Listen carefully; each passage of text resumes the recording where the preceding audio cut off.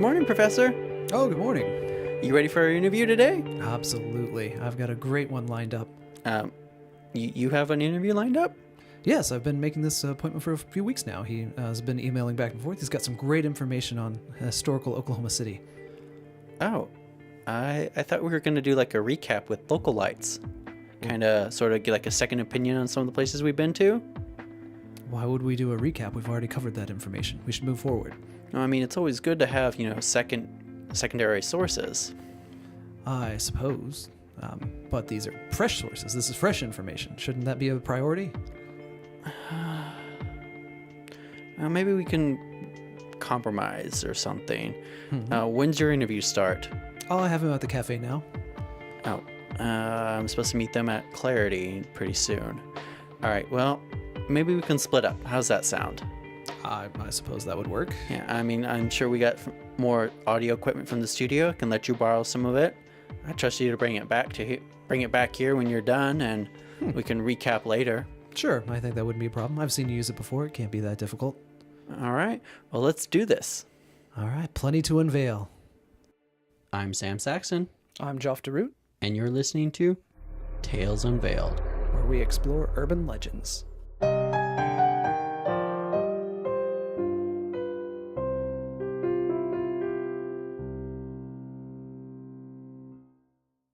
This episode of Tales Unveiled is sponsored by Okie Comics. For another unique exploration of Oklahoma stories in comic book form, check out okiecomics.com. That's O-K-I-E comics.com. All right, thank you for joining me. Hi, happy to see you again. Yes, good to see you. So I'm Kayla Coffey. And I'm Anna Farha. And we're Localites OKC. It's been a while since we toured the Overholster Mansion together. Yeah, it has been. It's been a crazy year so far. And I'm glad you were able to meet with me here at Clarity Coffee in downtown Oklahoma City I kind of want to recap some of the places we've been, and I wanted to get another journalistic opinion on some of the stories and places we visited. Just kind of get an outside perspective and see what stories you may have heard. So. Oh, we've got you. All right. All right. Well, I'm going to start since we went to the Overholster Mansion. I'm going to actually start with the Skirvin Hotel, and I want to know what stories have you personally heard about the Skirvin Hotel? Well, my dad used to drive limos, and he would drive a lot of the NBA players who would come into town. So that's when I first started hearing about it, was around when the Thunder came here. I don't think before that I'd really known much about it, but with all of the hype with the basketball players coming into town, and that's always where they would stay, that's when I started hearing that spooky things were happening. Yeah. So when I was in high school and college, when I would be home here in Oklahoma City from school, my friends and I would meet up and then walk around the Myriad Gardens and walk around downtown and go down to the tunnels and stuff at night when everything was closed and no one was around. And we'd walk by the Skirvin Hotel and kind of trade ghost stories about it. So we'd always heard about, is it Effie? Effie is Effie, one of them. who was the maid that got knocked up and then got shut upstairs and then killed herself. Supposedly, yeah. Supposedly. One of the other stories we've kind of heard contradictions ones was that story actually happened at another hotel and not actually the Skirvin. Skirvin. One of those, what's it called? Urban legends. Urban legends, yeah. I was like, what? There's movies about it? And do you think the NBA players that have stayed there were telling the truth and they weren't pranking each other? I mean, it's very possible they would be pranking each other, because I think boys do that. But I don't know. I think people often, when they feel like they've experienced something like that, I don't think they're making it up when they want people to know. I think it'd be a weird thing to make up, Yeah. Coming from my own experience, I've had my own paranormal experiences. I grew up with a ghost, and it's that would be such a weird thing to make up. You grew up with a ghost? I did. So I'm from rural Oklahoma, and my house, we were the second people to own it, and so there was a family in it before, and it happened to be the grandfather of one of my classmates, and so we assumed it was his ghost. He did pass away in the house, and so we called it Grandpa Anna Shot. And he would go up and down our staircase, open doors, and he even played my bop it one night, even after I took the batteries out of it. Wow. And we know that he only went into the original part of the house and would walk through like weird places where doors used to be. Like after we remodeled, he wouldn't go into any of the new parts, any of the add-ons, and he would walk through walls that used to have doors in it. That is Creepy. certainly creepy. I'm sure the professor's missing out on this story. Right? He's going to need to know more about that. All right, well, I wanted to... Speaking of the professor, where is he? Oh, he's doing another interview with another history buff about the Chinese tunnel. And I was meeting you at the same time, so we couldn't... I sent him with some equipment, and we just kind of split paths. We'll look forward to hearing his interview. Yes. So I wanted to ask, the Tower Theater, I know you're two big fans of the Tower Theater. What do you We think are. of that place? Well, I know that we listened to your interview with Steven Tyler about Uh-huh. it, and I have some words for him about at the end where he said, I just made it all up and was trying to back out of it. I don't believe that for a second. You don't I don't believe- either. You don't? You think some of No. the stuff he said really did happen? And I think more. I think he was holding back. That place has had a long history. You just walk in and you kind of feel the spooky vibes. I mean, it did burn to the ground at one point. Exactly. There's some definite weird juju going on with that. Have you been to Kendall's restaurant in Noble by any chance? Yes, I have. Anna has. I've been trying to get her to take me for a while. Yeah, I've been a couple of times. Did you try the chicken fried steak challenge? Not the challenge, no. But That's what I will do when I go. But yes, I have had that, and I've had their chicken tenders, catfish. They have a lot of good home cooking food, if you will. Have you heard of any of the ghost stories before you went there, or was it after? I hadn't actually. I'd been with some people who were from Norman, and Kendall's is kind of like a close destination place people in Norman like to go to, and so I was just brought there with different groups, and we would be in the back room, but I hadn't heard any real history about the place. It definitely creeped me out hearing about it, like with all the alarms going off and whatnot. Yeah. Oh my gosh. Well, again, I know you're big on the Oklahoma City scene about Film Row. Any stories? Have you been in the Paramount building yourself, or? Well, just recently we got to be there when Dead Center did their grand opening. And so I hadn't listened to the episode yet, but Alex Picard was telling me about the ghost in the basement Yeah. at the Dead Center grand opening. Oh, okay. And I was like, oh my goodness. I was down there exploring alone, and I like went into the little back room, and I was like, this is creepy. And she's like, it's also haunted. Yeah, I did go into that room where she had talked about where they recorded their film, and it definitely had vibes. You felt For some sure. vibes. Yes. Anywhere kind of still in that same area? Did you check out anything else and know of any other stories in Film Row? Have you heard about? Well, Film Row has such a rich history, and I'm so excited to have the film aspect coming back specifically to the Paramount building, but I feel like I haven't heard enough stories about it. Like, I know that it has a rich history, and I don't know who's been preserving that and telling that story, whether from ghost stories or even just everything that was going on back in the day there. So I actually haven't heard that much. Yeah. No, I haven't either. I want to hear more. I know a chunk of it was lost Yeah. throughout time. All those, so when you have that much flammable stuff, there's bound to be fires. Yeah. Well, shifting over to another popular district, the Bricktown. What stories have you heard about the Bricktown district? I feel like I've heard something about the spaghetti warehouse building, Ooh. but I can't think of it, but I feel like that building, something about it, I feel like I've heard. Yeah, we weren't able to interview anybody about the spaghetti warehouse, but we did interview somebody from Bricktown Brewery who used to have, a friend that would work there, and they would talk about all sorts of spooky stuff happening there at the And I spaghetti want them warehouse. to create that VR named after the ghost. Yeah, the that they- Kindle. the Kindle, yes. Yes, they said they tried to brew it twice and something kept going wrong. Okay. The ghost kept messing with it. Yeah. Again, I believe it, because otherwise why would something go wrong every time you tried it? Well, and I think maybe why I feel that way about the spaghetti warehouse building is because of the boarded windows. And I just feel like any place that has boarded windows, that something happened there.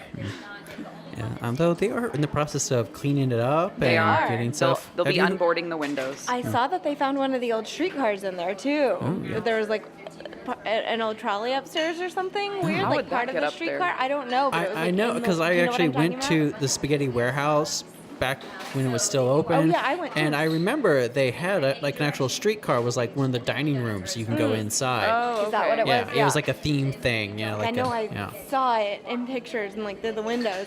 So the last time I actually ate at the spaghetti warehouse was before I went to a haunted house in Bricktown, like the haunted warehouse or whatever they do Oh yes, down yeah, there. yeah, I remember that. Yeah, they stopped doing They that a stopped couple doing years that. ago. Yeah, it was like back in 2011, but I guess maybe I associate Spaghetti Warehouse with spooky stuff too, because that was definitely the last time I ate there. Yeah. Oh, that was certainly a different time back then. Bricktown certainly have changed and come a long ways. I know. I think we see a little bit more of the hauntings and the ghost stories from all of these preserved spaces, and it's really, I don't know whether it's a good thing or a bad thing, but that so much of Oklahoma City has been lost to development and them knocking stuff down. I would really be interested to see if there's like ghosts still lingering in the Myriad Gardens, even without having like the actual spaces there. Or even from like where the stage center was. Yes. Or, yeah. Well, we'll find out soon enough eventually. So, have either of you been to Guthrie by any chance? Yes. Yes. I have, and the last time I was there was actually is it the Masonic Lodge? We didn't actually get a chance to go to the You didn't get to Masonic go in? Lodge. No, we. Isn't that the one that has the awesome like ceiling? Yeah. It's insane. The whole thing is insane. Did you go on the guided tour? I didn't know I was there for an event. Mrs. Oklahoma is hosted there every year, and I had a friend competing. Did you hear of any ghost stories from people there working there? Any spooky encounters? Yes. So everyone always talks about Guthrie being so haunted because it's like the start, the original It's capital. the oldest There's- town. Yeah, the oldest town. And so they had talked about people backstage and like weird stuff with the lights and things like that. And that kind of weirded me out. I come from a theater background, and I'm like, I do not want anything spooky going on behind me backstage, especially if I'm on stage and you don't know about it. It's like happening behind you, and the crew's like trying to keep you guys calm. It's really freaky. Have you heard anything about Guthrie? Anything else besides the temple? I really haven't been to Guthrie in a while. No, I don't think so. What about the Stone Lion Inn? I have Have you- been dying to go to it. Yes. Dying to go. That's maybe not the best choice of words there. Well, if you play one of the murder mystery games, you could actually die. I could. No, I have not, but it sounds like a blast, and I would be down to go and to stay. Well, I kind of want to. That was just kind of a nice recap, so I appreciate you taking the time to talk to me. I wanted to ask kind of a general question of like, have you had any ghost stories if you've heard that we haven't really covered yet that you think should be known about? I mean, I'd like to know more about just other districts in the city. Recently, the Britain district is branding themselves, which is off of like Britain Road and the whole area between Lake Hefner down to I-235.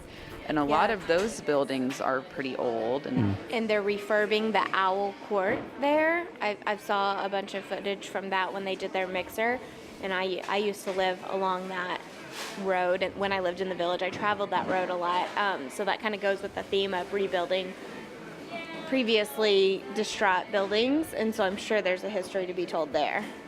What about elsewhere in Oklahoma? Have you heard of any other stories throughout the state? Yes, well, I mentioned earlier that I'm from rural Oklahoma, and it's a small town adjacent to El Reno in Canadian County, and so we would sometimes drive around in the dark and explore places out there, and that's very close to Concho.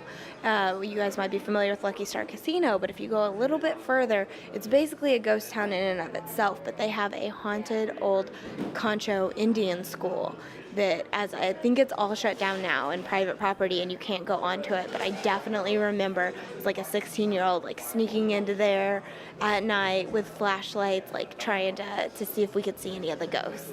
That might have to be something to research. Definitely.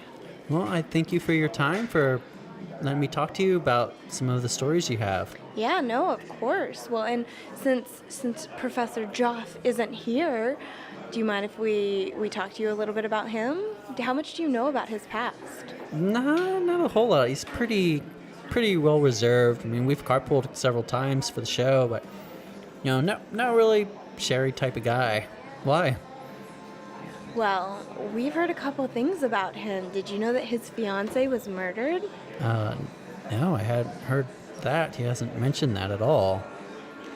Well, it's kind of something you probably wouldn't bring up all of the time, but That's true. something to be curious about. Well, especially since he's so obsessed with ghosts and the macabre and things like that.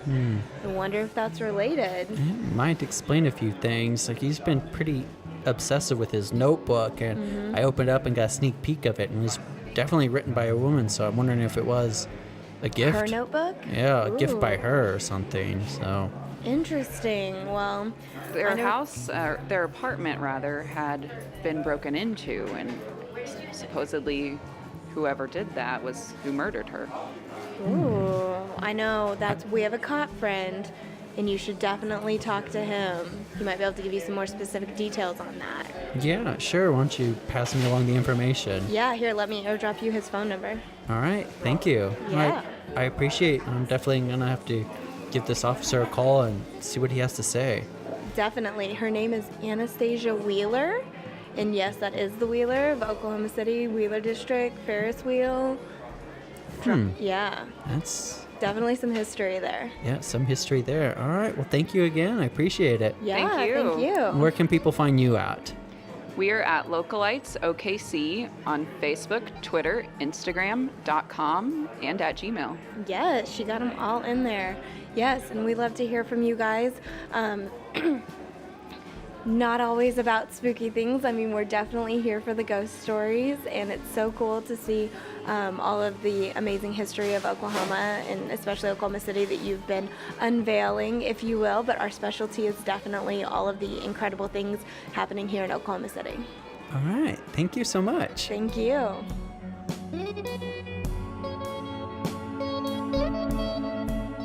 I reached out to the Localites cop friend, a Detective West, who had apparently retired recently, and told him that I was researching Anastasia Wheeler for a story.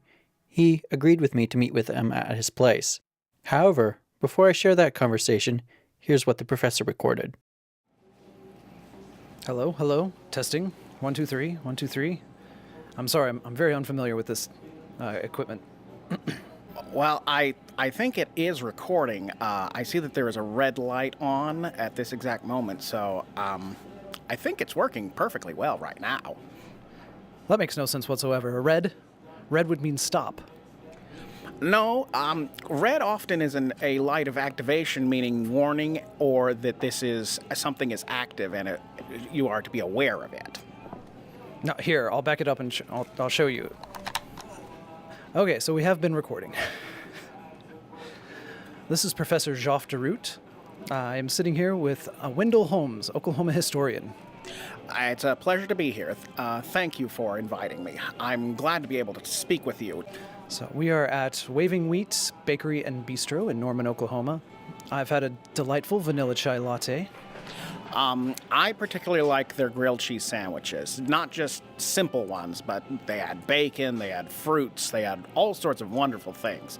A wonderful lunch to be had. Now, down to business. You said you knew something about George Grayson. Yes, George Grayson.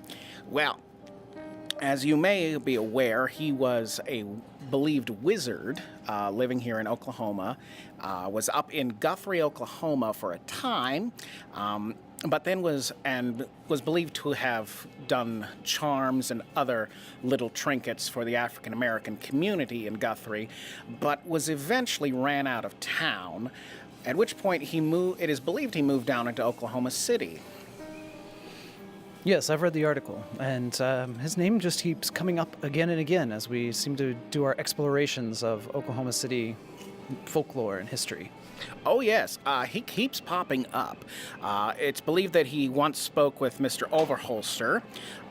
He was a member of the Standard Theater Company in the Tower Theater back in the 1930s. It is also said that he was once an employee of the Oklahoma Candy Company. And there were times that he was seen drinking at the bar with Mr. Skirvin in his hotel. So it seems he's quite a man about town. Oh, yes, a man about town, and interestingly enough, a man under town as well. Yes, we've seen very many markings in basements and tunnels that, as we've been exploring these different buildings in Oklahoma City. Yes, there have been reports of that. One of the big reasons I wished to speak to you today was about some of those markings we found down in the Chinese tunnels. The Chinese tunnels? I've read vague things about those. Tell me about them. Well, the Chinese tunnels were a result of Chinese workers that came to Oklahoma. They were railroad workers, and they had moved into Oklahoma, but due to xenophobia and a just general disregard for any other culture besides white bread America, they were only allowed to live in small section of the town. Their population continued to grow, but they weren't allowed to move out of that section. No one would sell them any land. With things being what they were in construction-wise, brick and wood, they weren't able to grow their buildings very high. To combat this and overpopulation, they started to build underground, creating a series of Chinese network tunnels that allowed them to live while continuing to grow their population. So, and where were these tunnels? They were believed to be the space between Robinson Avenue and Grand Street, where nowadays the Myriad Gardens and the Civic Center now lie, above ground. Well, if that's where the Myriad Gardens are now, what happened? Well, as it was a result of a casualty of I.M. Pei's plan for urban renewal. As a result, many of those tunnels were destroyed during this urban renewal, in which case the Myriad Gardens and the Civic Center were built upon their remains. So if that's what happened to the buildings, what happened to the people living there? Well, the people left.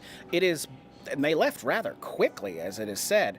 A local, Hazel Savage, who once lived nearby as a youngster to the Chinese tunnels in 1947, recalled watching the Chinese neighbors, but by 1948, they were just gone.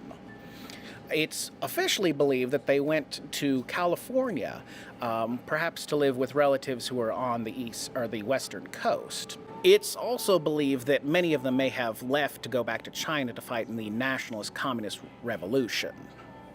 That is the official reasoning, but the unofficial is perhaps that because Grayson showed up so many times in the Oklahoma City region, that it may have been due to supernatural reasons that the Chinese people left their tunnels.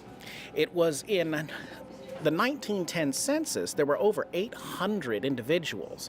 90% of them were male at the time. It would be very difficult for 800 people to have suddenly left all at once. Rather interesting, don't you agree? My skeptical co-host would probably say, it must have just been people looking for work. Well, that would be the official reasons. But a good historian looks between the lines from what's official and what's unofficial. I agree.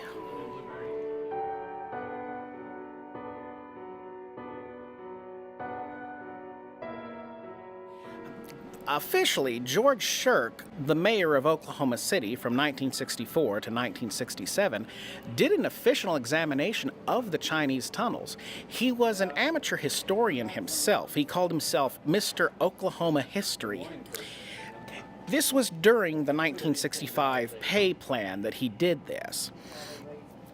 It was around 1969 that he did an expedition into the tunnels themselves. However, as extensive as all of the people have said the tunnels was, he didn't spend a great deal of time down there. In fact, he was quoted as saying, "Why do people still care about this?" Sounds fishy to me. Yes, why would Mr. Oklahoma History want to forget history? Perhaps it was a history that was better left unsaid.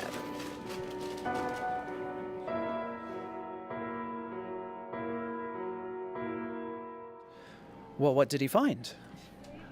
Well, there were countless things that they found.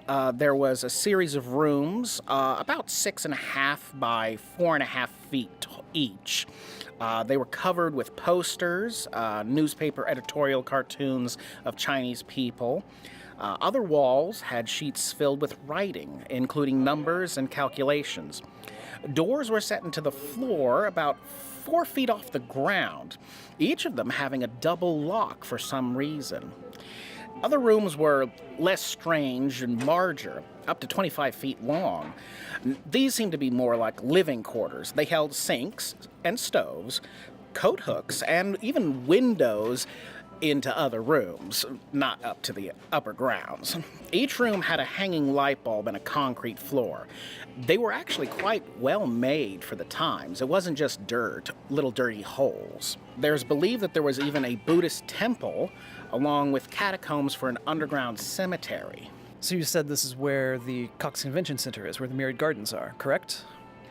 That is correct. Most of the tunnels lied underneath those areas. They were unfortunately destroyed during the urban renewal plan. But now we have the new Scissortail Park going in. Could there be new entrances into these tunnels? It's quite possible. The tunnels were very extensive, and official reports are muddied at best. Well, I think I'll give it a look. Excuse me. I believe you've left your microphone on. Sir, please don't leave this room just yet. The mic is still here.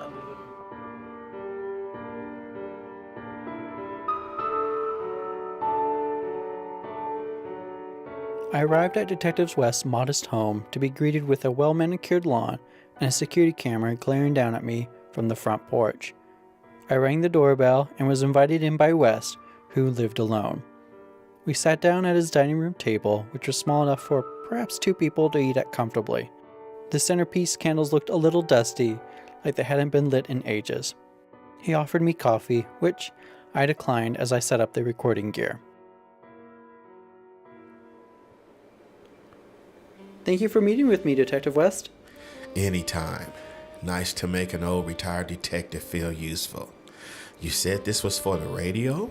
Well, technically a podcast, which is part of a radio studio. You know, trying to diversify with the times. Anyway, I was told that you worked on a case for Anastasia Wheeler, correct? Yes, that's correct. What can you tell me about it? Well, it was a robbery that went wrong. Miss Wheeler was at home at her apartment at the time an individual broke in. Why would someone want to rob her? She was an antiquities dealer. My guess was that the perp knew she had valuable items at her home and went in to rob the place, but wasn't expecting her. What makes you think no one was expecting her? Well, the murder weapon was a fire poker, which she had been impaled with. That's gruesome. And strange. Strange? How so? The area around the wound was burnt, like the poker was on fire. Yet there was no fire. It was summer after all. That is a bit strange. I have to ask, was her fiancé, Geoff DeRoot, a suspect at any point? No, not at all. He was teaching at the time. Plus, they weren't married yet, and so there was nothing for him to gain. I mean, we did look into him, but he was clean.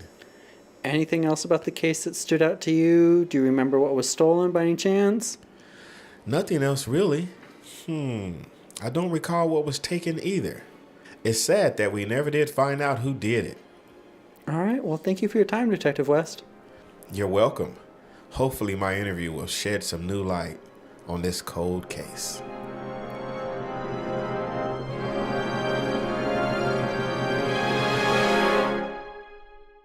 Well, I didn't learn that much from the former detective, but the clarity was helpful. After the meeting, I came back to the studio to find the audio equipment the professor had borrowed tossed about on my desk. On top was a yellow sticky note that read, "Audio was recorded. I checked it. Have a class to teach." I decided to speak to the professor about Anastasia the next time I saw him.